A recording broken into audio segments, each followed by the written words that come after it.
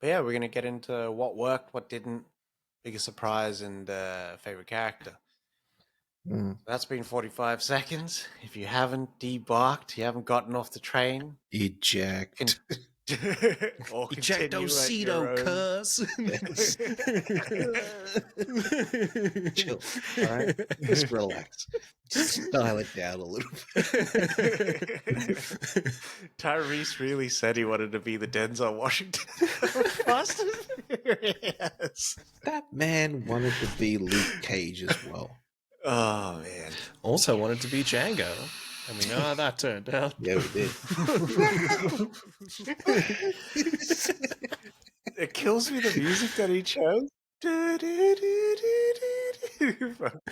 It's probably one of his songs. Oh man. All right. What worked for you, Oz, in the mouvoir?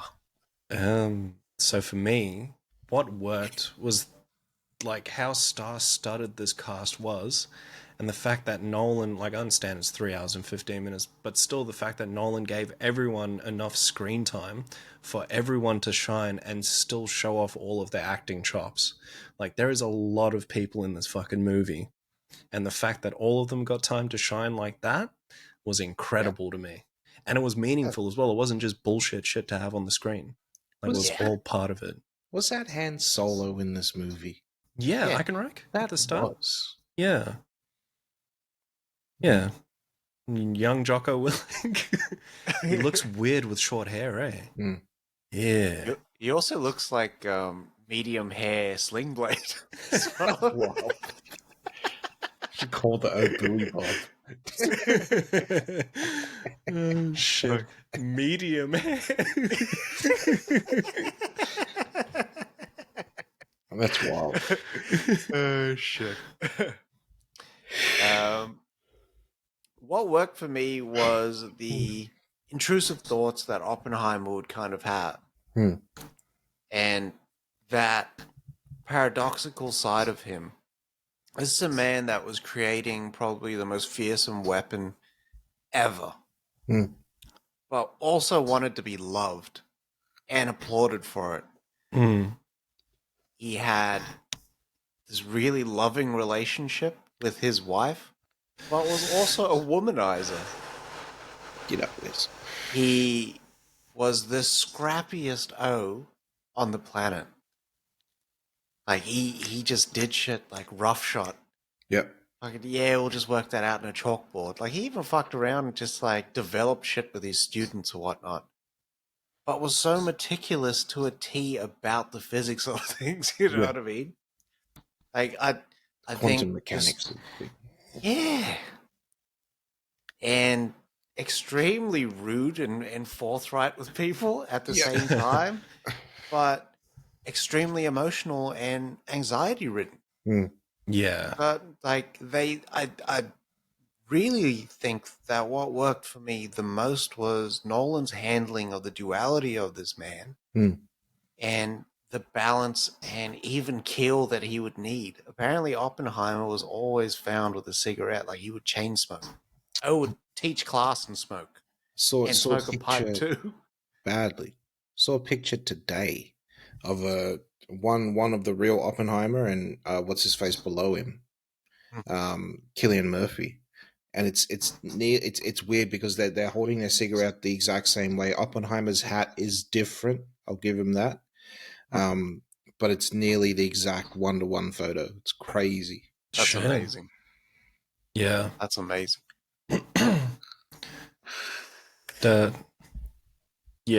Like how they shot Cillian in this movie from start to finish was fucking unbelievable. Beautiful.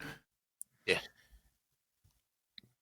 So for me, the way that they use the bomb, and that's why I quoted Quint at the start, was they used the bomb like Jaws. Like, it was so weird. It was always there. It was always coming. Pause. What's his face? The fact that he hears about the Russians completing a proper fission test, and he's like, no, it doesn't work. See, I wrote out the what's his face on the board, and it was like, well, we've been doing this for 3 months now. Like, what? fission, yeah. And then he goes over and realizes, oh fuck, that they're doing it because they're making a bomb, and it's the only way to actually do this experiment. Yeah. What's his face? I think him seeing the visions of how, like, it's not just the components that he's putting together, but the visions of how the bomb is actually going to explode and all that, and him putting that together in his head, but then at the same time knowing that he's shit at the actual lab work and he couldn't do it. So he's the ideas man, but he needs a team like the Avengers. He's obviously Nick Fury, and he needs to put this team together so that he can implement what he thinks of is amazing. Yep. Like, just trusting those people to do basically what he says, manipulating them to do what he says. What's his face is just like he really is the only person who could have done that. Everyone else wouldn't have done that. They would have chased this idea and chased that idea and chased this idea. No, it's a meritocracy. This is what I say. Like, this is how it's going to get done. Like, even the scene where he's sitting there and it's just white noise and they're arguing and you can't hear nothing and you just see him like just almost freaking out, and then no, you're doing this, you're doing that, you're going to follow him, you're doing this, that, and then he just walks out. Like, it was just beautiful. So you can see he is he literally the duck. Like, cool and calm and whatnot on the surface, but inside that head, it's just like hamster wheels. You see it in his eyes. You see it that's the brilliance of Cillian Murphy. Cillian, like, he's the only person who could have done that. Like, you can just see it. Like, you can literally see him putting it together in those eyes. Yeah. I see the shot of True Detective of McConaughey, like, yeah.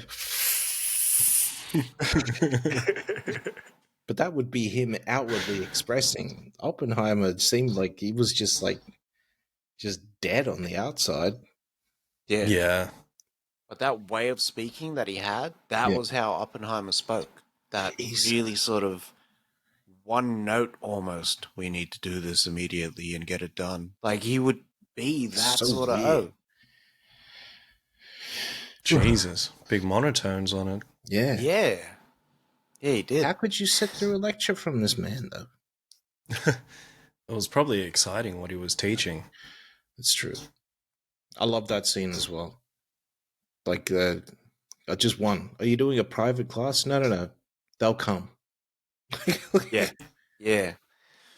And that was him actually bringing quantum physics to the States. Amazing. What the thing that worked for me as well was the relationship that he had with Emily Blunt. There's a line in there where he says, I have a good relationship with my wife. We're adults. Yeah. And I was like, this, like, yes, you heard it. Like, and it was so good to actually see a semi-real relationship on screen. Like, yes, you're going to hurt each other. You're going to fuck each other up. And it's how you sort of move forward that actually, like, that's how a relationship works. I think that would be the biggest thing, like, to see in that what's his face movie that never got made, the prior movie that never got made, because that was his relationship with his wife. His wife that he divorced and married like 4 or 5 times. Like, yeah. It's like McConaughey's parents. McConaughey's parents. Yeah. Another thing that worked for me in this movie was the absence of the inclusion of war-related material. We weren't walking through streets that were, like, empty or being patrolled. Understandably, it was in America, but still, like, there wasn't that propaganda that you see in normal wartime movies. Yeah, there wasn't a shot of, say, like, this is what's happening on the front. And then, yeah. No Uncle Sam posters, nothing. No. We just got the material that we needed, and that was that this is what we're doing, and it's all about Oppenheimer. We're not worrying about the outside world. We're worrying about what's in his head and what he's going to do for the world. Yep. Yeah. Yeah, 100%. You can see how Nolan wrote that screenplay first person now. Now I sort of understand. Like before, I was like, "What a dickhead!" This is like Talking some shit, bro. yeah, like this is some like artsy fartsy way of, but Mm. in execution, it actually really did work because that's how thoughts like Yeah. pop into your head like that. Yeah. Yeah. Um, that explosion worked when they actually do it. My God, the shockwave, the technical sparking, the atom splitting, that chemical reaction, everything broken down into the components. Like, yes, no visual effects, but the composite work on there is crazy. Yeah. I actually got a fright from the shockwave of the test as well, because I was bracing for the shockwave, and it was so Yeah. much time. And then when it finally hit, I was. All those people die? Would That's they what I was have thinking. died? They were a bit close, mate. They were. They were, And yeah. very protected. Yeah. Yeah. It suits nothing. They had a little piece of glass, mate. Yeah. Yeah, I was wondering if they were going to address the fallout in this, and they just, they didn't. But is like in Los Alamos, are you allowed to go there, or like what's going on? Is it radiated? Is it Yeah, I don't know. wow? That's so weird. Or is that still be military land, right? Obviously, they wouldn't want Probably. people traipsing around a bloody nuclear bomb site. Yeah. Well, you seen when he said, "Well, just give it back to the Indians." Yeah. It's like, fuck, all right. Sorry, I'm trying to Google like if anyone did like pass from the fallout of like the test atomic bomb. I'll tell you in 2 weeks when I finish the book. Yes, a bomb. American Prometheus. What else worked for me? What did you guys think about? Did it work for you or not work for you? And this might be a good segue into what didn't work. But the sex scene, Nolan does sex.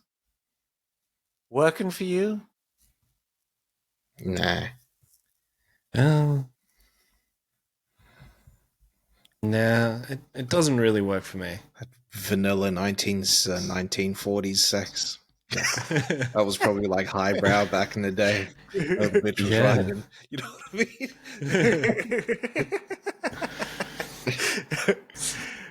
I think the meaning behind it Hmm. worked because, like, again, the duality of I am become death, that line, Yeah. and him performing the creative act. Hmm.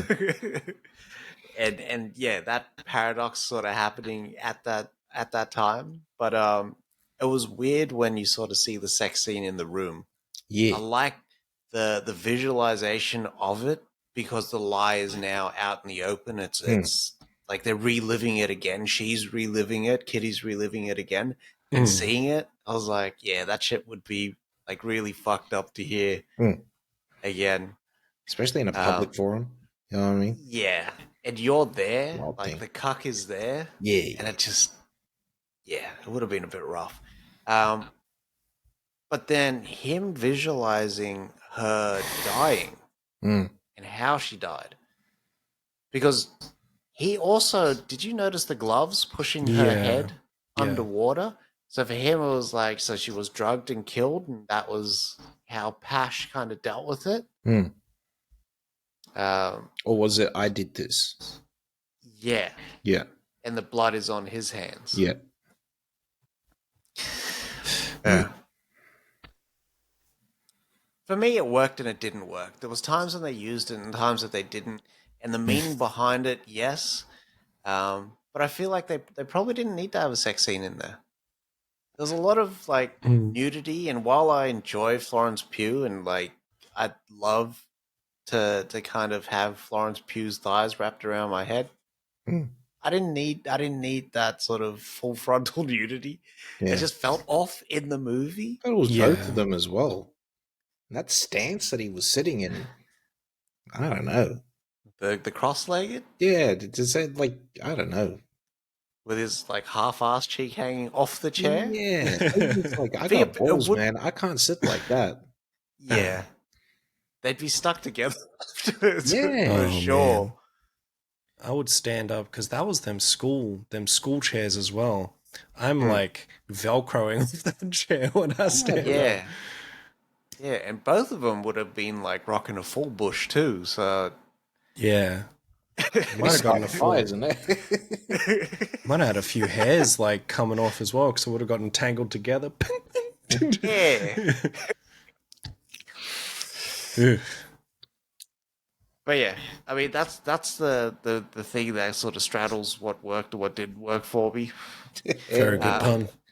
Yeah, not intended. You know what I mean? My puns are the bomb.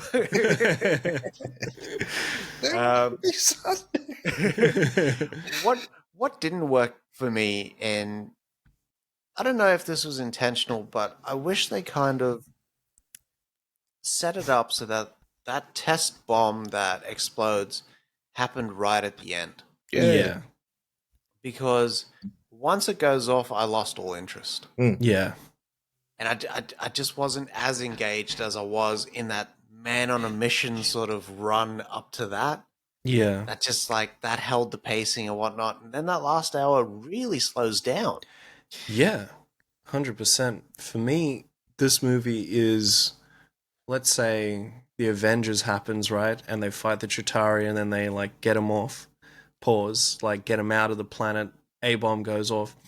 And then instead of like just getting like a 3-minute ending, we have to sit through them having a full court hearing about their actions destroying Manhattan. Yeah. That's the perfect way to put it. And I feel bad for saying that, right? Because in that you get Rami Malek, you get a lot of Ehrenreich, you get a shitload of Downey, Yeah. which brings out that villainous side of him. Yeah. But also that payoff of Ehrenreich, like maybe they weren't talking about you. Maybe they were talking about something more important that just fucking destroys the cut.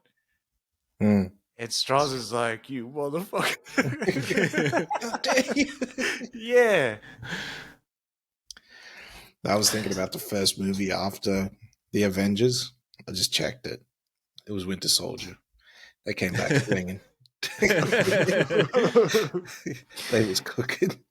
Yeah, they was. Yeah. That was back in the times when Marvel was cooking. Big Golden dick. Age.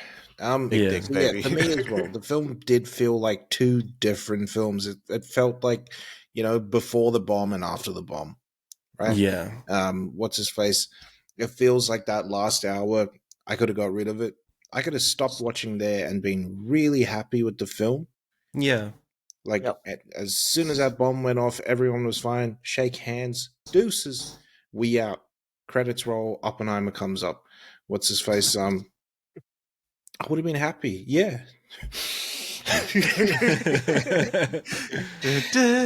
Yeah, I would have been happy. But then it just went on to all the tribulations and whatnot that happened after that. Like, I reckon if Nolan wanted to make that movie, he could have stretched that part of the movie out to 2 hours if he wanted to. And people would have gone to watch it because they had known it could have been a two-parter, a little two-hander there, and people would have gone to watch it. Yeah. Hey, did you hear about what happened to Oppenheimer after the bomb? No. What happened there? Right. Yeah. I think it could also be maybe Nolan was a bit nervous about romancing like the thought of just building a bomb and having it go off and that being the ending and not showing you what can come from creating near the first weapon of mass destruction. Wait. Yeah. He tells us that they dropped it on 2 fucking Japanese cities. Doesn't show it. No. Tells us how many people died up until that point. What's his face? He glorified that fucking bomb all the movie. Yeah. Yeah, he did. Yeah, he did. He made us feel like we had that fucking blood on our hands. Yeah. Well, it's funny how many people are cheering for the deaths of upwards of 200,000 people. And who was Remar playing? Who was he supposed to be? Secretary of Defense? Yeah. Okay. Yeah. So this fucker turned around and said, I do not want to bomb Kyoto because me and my wife spent a nice week there. If this is how the decisions are made, I'm sorry, nobody deserves nuclear weapons. Yeah. That's it. Nobody deserves them. Everyone needs to destroy. I need Superman 100%. To come down from there in the sun and destroy them like he did in 4. Like, that's what I need right now. And just make sure that fucking liquid or whatever man he is meltdown. Who knows? They apparently to date, like, obviously they're keeping track of all their nuclear munitions at the moment, but the USA has 3 missing nuclear bombs, right, and they just don't know where they are. Mate, the Russians built a fucking nuclear bloody what's his face bomb, boyos, suitcase bomb, the briefcase. Sorry, it was like this big. Can you imagine Mandem going into the bloody just airport?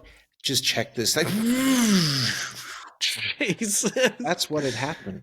Yeah. Yeah. Yep. But yeah, I'm very much like in that same camp of this movie was a bit long and it could get very tiring to get fucking through it. Yeah. There is payoff with seeing Downey's great performance, like you said, and I feel like I'm just reiterating everything you're fucking saying. But I agree. You're right. Yeah. Yeah, 100%. I think, though, that length pause was only really fucking compounded by the dialogue. Yeah. If the dialogue was there, mate, and that's the biggest it didn't work for me. The score just overpowered it. Yeah. And it just, like I was, like, adjusting my chair. Is it, like, I need to be in line with the center speakers? And yeah. Yeah. It's tough to follow up from the conversations you can have in that movie in those first 2 hours, though, because everything after is just personal life. You know what I mean? Yeah.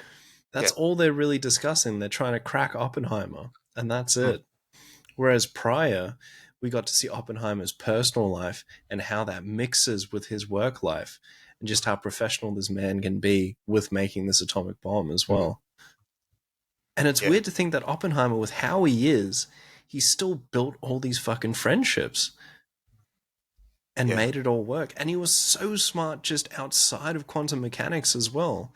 Like, he was reading all those other books about everything else. He explains it at that Communist Party. I forgot what he says, but he basically says that he just dabbles with everything. Yeah. Yeah. And they show it in the movie, this learnt how to give lectures in Dutch in 6 weeks. Yeah. Like, it's just a different mind that you're dealing with. All right. You guys got anything else that didn't work for you? No. No? All right. Who was your favorite character in the movie? I had 2. All right. So what's his face? Brother? Oh, Jesus. That's something, brother. It was Struce and what's his face? Jason Clarke's character. That senator. Hey. Jason Clarke's that he had that dog in him. He really fucking did. He really went for it. Like he was like hitting for the fences for this one. Yeah. Dog with a bone paws. What is coming? Badly. Nice. Yeah, that was my favorite. They were the standouts for me. I think for me it was Damon's character. I don't even know his name. Leslie. Gotta be a gent. Yeah, but I feel like he added so much levity to a very heavy portion of the film with developing the bomb and everything. That for me, if they didn't have him playing that character in there, there'd be few people who could do that role. Yeah. just because of how Damon sort of delivers lines and creates that space. And a lot of that was also ad lib. A lot of the back and forth was ad lib. That's what Nolan and Cillian Murphy and Damon were saying. They Wow. allowed him. Nolan allowed him. Yeah, yeah. I think with the 57 days that they took to shoot this film, he just like, there was probably takes where he was like, just go for it. Let's see, like mix it up. And having Downey on set, because Downey loves to ad lib. I think Downey was the O that was saying he was ad libbing. You know, Downey wears a what's his face here for every single movie. He's got like one of those things in his ear. And he's got someone off camera feeding him lines. What's his face? Anyway, Damon told his wife, I'm going to take a break and everything from acting. But if Christopher Nolan calls me to do this role, to do a movie, I gotta be out. Like that. I'm sorry. I just got to do it. And obviously, I think he was about 2 months into his sort of break from acting, and then bang, Nolan was like, "Hey, 57 days, let's go." Leslie Groves. Leslie Groves. Yeah, you were right there, Vado. Good memory. It's the name Leslie. Like, it always just sticks to my head. Like shit to a blanket. Fuck. I really liked. Sorry, I keep calling him Eichenreich. It's Ehrenreich. God damn it. I really liked his character here because he was very much. He seemed like he was very like compliant with what Robert Downey Jr. was saying. But then, as soon as he realized that the tables were really turning, he knew like just what he had to do to play Robert Downey Jr. as well, because he was there during that whole fucking hearing. Like, I really liked that, and also Emily Blunt. Like, I really liked her character in here. Like, I don't know what it was. Like, she seemed very just blasé the whole time. But when she like was given time to actually just show off like her acting prowess, she fucking kills it.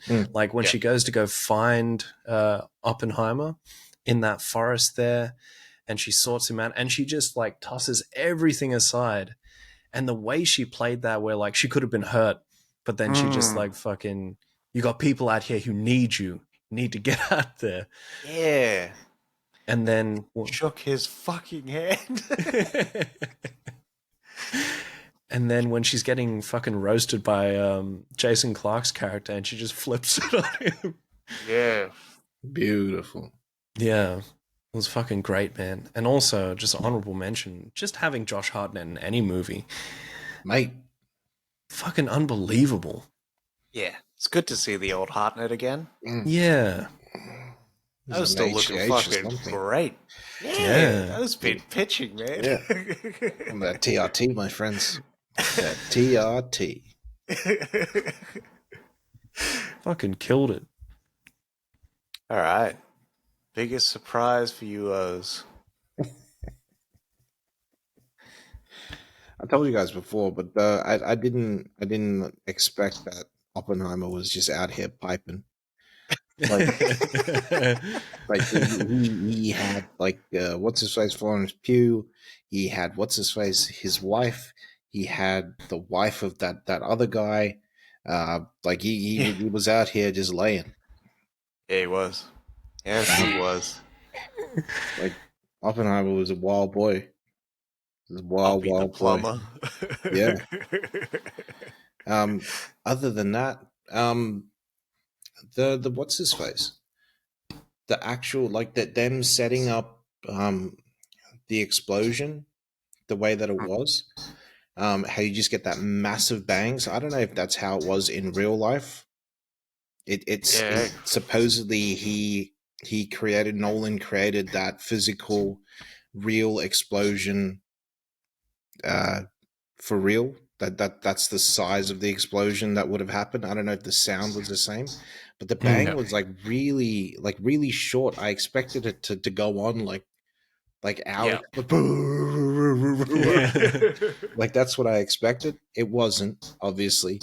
Yeah, and just the hearing, like what I could hear about the the science behind it, how it eliminates gravity and everything, and it sucks in gravity. Pause. With that bomb, like, is just amazing and mind-boggling at the same time. Like, I don't know, that sounds like a piece of science fiction that shouldn't be real. Yeah. It's real. Like, it's very, very real. It sucks in gravity and light, and somehow uses it to propel light out at the same time. Like, it's just it does not make sense. Mm. Yeah. Yeah. Fuck yeah. That's true. Leans towards the paradoxical. Yeah. Yeah. Yeah. And just to continue on the paradoxical theme of the movie, the biggest surprise for me was that this movie is about the start of nuclear war, Mm. the age of nuclear war, but acts as a movie about like nuclear deterrence. Yeah. It's about stopping nuclear war Mm. and how this guy that created it, like, he wanted to put it back in the box, but at that point, It's done. like, he already foreseen the end of the world and still did it anyways. But we know this is how it's done. This is how it's gonna go.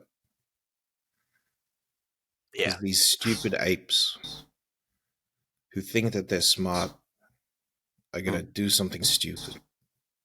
Yep. Yeah. But yeah, that was the biggest surprise for me. I just, by the end of the movie, and like now I see why he kept that last hour in there. Mm. That's the reason why. But yeah. Yeah. Biggest surprise for me was just how like digestible the information that was being spouted at you was, even though it was so complex. And you felt like with everything that they were giving you visual aids and everything, and you felt like, shit, I could walk out here and really just book a course to get into quantum mechanics because I'm somewhat of an expert right now. Like, it's very much the Tony Stark, I just learnt it on the flight over. But it wasn't too in your face like Interstellar was, because I felt Interstellar was like very, very smart and you couldn't pick up all of it. Whereas with this, they went through it from this level that felt, digestible. Like I said, like you could just take it in and be like, okay, so this is how this works. Yeah. And just how well they interpreted a film about building like a weapon of mass destruction and also showing you not only the aftermath, but how that can fucking really rule your life throughout that whole movie as well. Yeah. Because he really wanted his legacy. Yeah. He didn't want it to be of the deaths associated with the bombs. Yeah. He wanted it to be of the lives saved. And his technical marvel of putting this shit together. I love that. When he's talking to the president, it's like, not because of you. You built it. I dropped it. That blood's on my hands. Like, you don't get to take this. It's like, oh, Mr. President. Get out of jail free card. Badly. Yeah. Fucking Gary Oldman, man. It's the best. Threw me. Everyone that was popping off on screen, I was like, hey. Yeah. I was glad that Remar got a little less time in the sun there. Yeah. Still killed it as well. Yeah. Hey, did well. Wasn't over the top rebar. The Phantom killed my brother. Don't fuck with my thing. But yeah, that was the biggest surprise for me. All right. Guess that's a wrap.